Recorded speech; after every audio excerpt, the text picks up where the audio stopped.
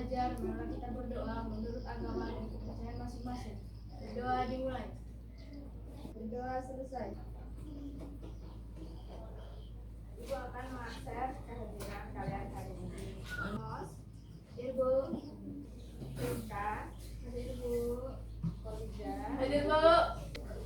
Nadia, hadir Bu. Latifah, hadir Bu. Lilis, hadir Bu. Sylvia, hadir Bu. Ila, hadir Bu.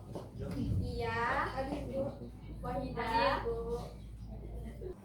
Baik, pada pembelajaran hari ini yaitu tentang permintaan dan penawaran.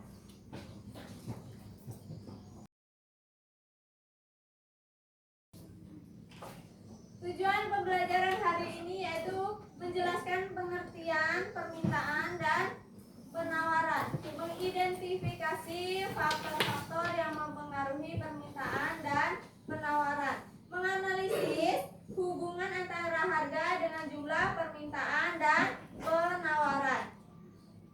Kita masuk aja langsung ke pengertian permintaan. Apa itu pengertian permintaan? Permintaan adalah jumlah barang atau jasa yang ingin dan mampu dibeli oleh konsumen pada bagian singkat harga dalam waktu tertentu. Contohnya,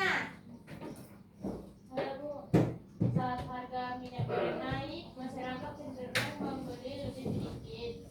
Saat harga pulsa atau data internet turun, permintaan meningkat.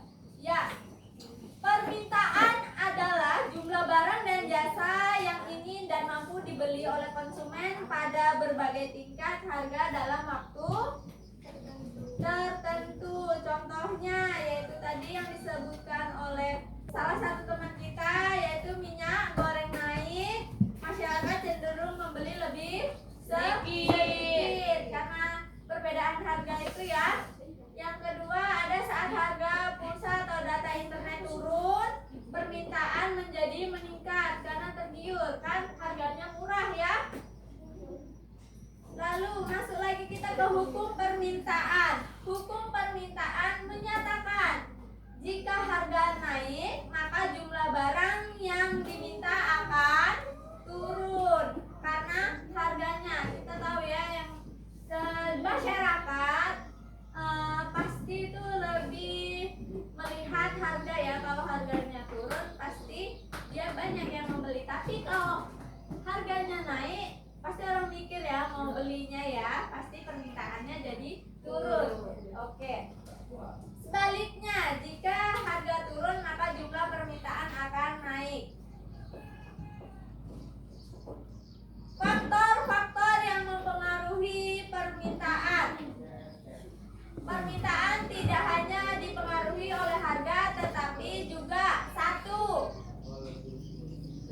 pendapatan masyarakat. Semakin tinggi pendapatan, semakin besar daya beli. Yang kedua, selera konsumen. Tren atau gaya hidup mempengaruhi permintaan. Contoh, makanan viral dan yang segala viral itu ya kan. Yang ketiga, ada harga barang lain. Yang keempat, ada Jumlah penduduk. jumlah penduduk. Semakin banyak penduduk, permintaan meningkat. Yang kelima, ada ekspektasi masa depan. Jika harga prediksi naik, orang cenderung membeli sekarang. Ya kan, biasanya kan kayak kemarin diberitakan kayak harga minyak akan naik, ya kan? Ya, Bu. Minyak bensin ya. Makanya orang banyak yang menyetok, takut tidak mendapatkan harga yang murah ya sebelum naik. Masuk lagi kita ke pengertian penawaran. Penawaran adalah jumlah barang atau jasa yang ingin dan mampu dijual oleh produsen pada berbagai tingkat harga dalam waktu tertentu. Ya, penawaran adalah jumlah barang atau jasa yang ingin dan mampu dijual oleh produsen pada berbagai tingkat harga dan waktu tertentu.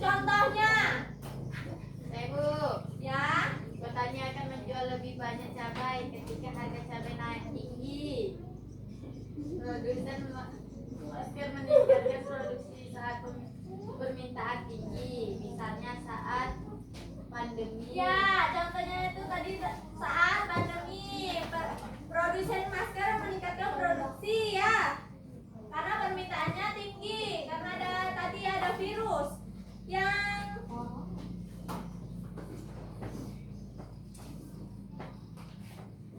faktor-faktor yang mempengaruhi penawaran. Beberapa faktor yang mempengaruhi penawaran antara lain ada satu, biaya produksi. Biaya produksi. Jika biaya naik, penawaran akan turun. Kedua ada teknologi. Teknologi canggih. Produksi meningkat, penawaran naik. Yang ketiga ada jumlah produsen. Semakin banyak produsen, penawaran menjadi meningkat. Yang keempat ada harga barang itu sendiri. Harga barang itu sendiri. Harga tinggi, produsen terdorong menjual lebih banyak. Yang kelima ada kebijakan pemerintah. Kebijakan pemerintah, pajak tinggi, penawaran jadi turun. Subsidi, penawaran menjadi naik. Jadi ada 5 ya. Yang pertama ada biaya produksi, yang kedua teknologi, dan ketiga jumlah produsen, 4 harga barang itu sendiri, dan yang kelima yaitu kebijakan pemerintah. Permintaan dan penawaran bertemu di satu titik yang disebut harga keseimbangan. Artinya jumlah yang diminta sama dengan jumlah yang ditawarkan dan tidak ada kelebihan atau kekurangan barang. Contoh kasus dalam kehidupan sehari-hari. Ada yang tahu contohnya dalam kehidupan sehari-hari? Saya Bu, ya. Kasus satu, harga cabai naik. Ya, harga cabai naik. Penyebabnya apa?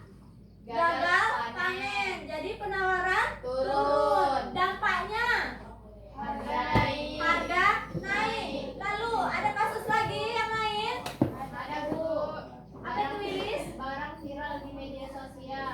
Barang viral di media sosial. Penyebabnya apa? Permintaan meningkat drastis. Permintaan meningkat drastis. Dampaknya apa?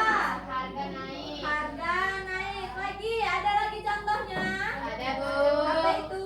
Diskon besar-besaran. Diskon besar-besaran. Penyebabnya apa?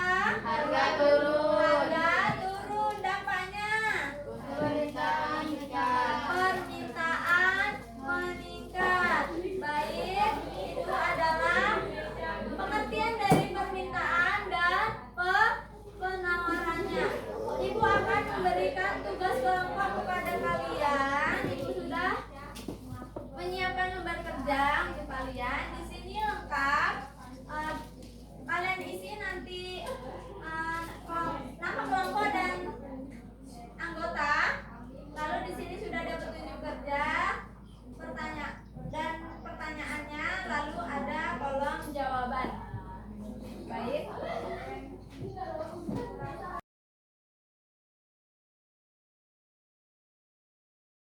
Bisa dikerjakan sekarang. Ada yang dipertanyakan? Ada Bu.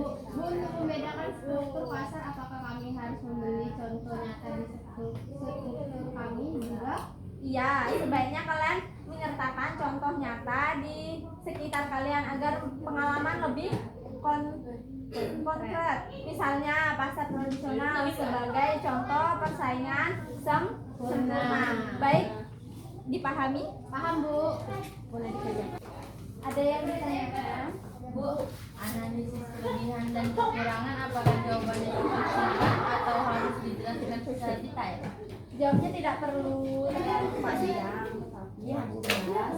Jadi penjelasan singkat. Misalkan setiap poinnya ada alasannya, jangan hanya menyebutkan saja ya. Paham? Paham Bu. Sudah selesai? Sudah Bu. Aku ingin salah satu kelompok dari kalian bisa mempresentasikan hasil diskusi kalian.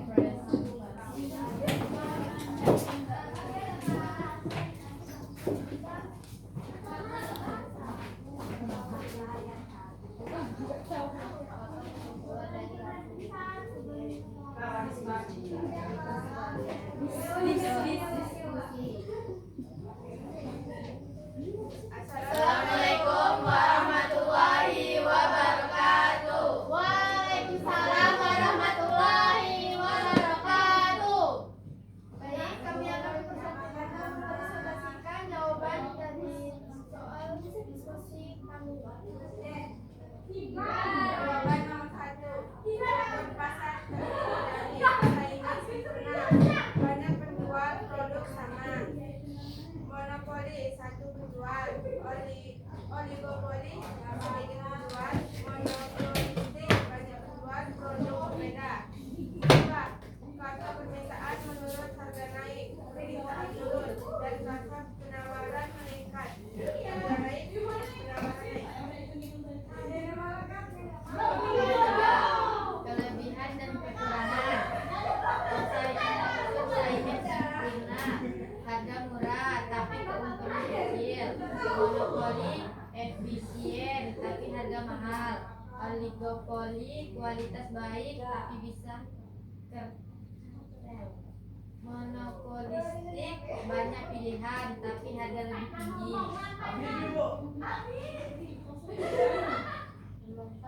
Pasar monopolistik paling menguntungkan karena banyak pilihan produk, inovasi tinggi dan masih ada persaingan.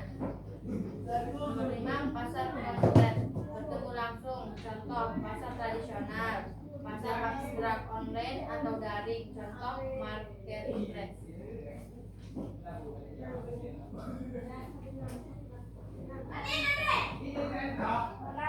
Teknologi pemudah transaksi, memperluas pasar dan mempercepat informasi. 7. Dampaknya bagi pasar konkret, pembeli berkurang tetapi bisa terbantu dengan promosi digital. Baik teman-teman, ada yang ingin bertanya? Ada. Apa kesimpulan dari hasil diskusi kalian? Kesimpulannya adalah perkembangan pasar sangat dipengaruhi oleh struktur pasar dan teknologi. Saat ini pasar cenderung mengarah ke bentuk yang lebih modern dengan persaingan yang lebih dinamis. Oh, terima kasih. Baik, sudah jelas. Sudah, Bu. Oke, boleh ditutup. Assalamualaikum warahmatullahi wabarakatuh. Waalaikumsalam warahmatullahi wabarakatuh. Baik, terima kasih untuk kelompok Kesimpulan pada hari ini yaitu permintaan dipengaruhi oleh harga dan faktor lain dari sisi konsumen. Penawaran dipengaruhi oleh harga dan faktor dari sisi produsen. Interaksi keduanya menentukan harga pasar.